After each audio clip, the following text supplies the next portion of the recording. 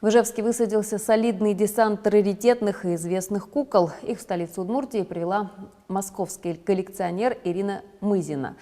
Выставка получилась яркой и креативной, в чем немалая заслуга не только столичных гостей, но и юных ижевчан. Дмитрий Вороновнин все объяснит.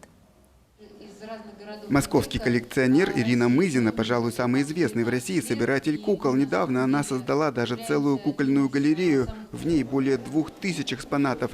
В Ижевск приехали почти 200. Это настоящие произведения искусства, выполненные руками мастеров высочайшего класса, где каждый элемент, каждый нюанс проработан до мельчайших деталей.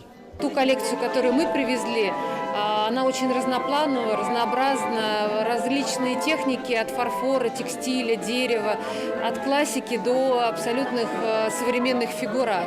Поэтому здесь никому скучно не будет, ни ребенку, ни взрослому.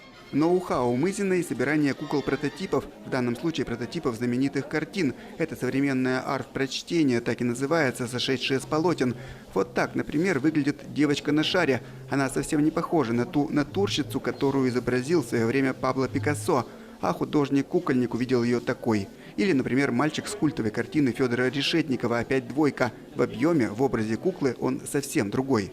Всегда очень интересно посмотреть на некое объемное изображение, потому что мы привыкли видеть, например, картины Пикассо в репродукциях, а здесь вот можно посмотреть такой некий творческий взгляд, иной творческий взгляд художника на эту картину. Куклы не только московские. Большая часть экспонатов выставки сделана руками удмуртских талантов. И что самое приятное, таланты эти подростки, воспитанники сразу 3 детских школ искусств Ижевска, предоставили организаторам свои маленькие творения. Возможно, вскоре они отправятся покорять известные московские кукольные галереи. Уровень детских работ, он просто неоценим.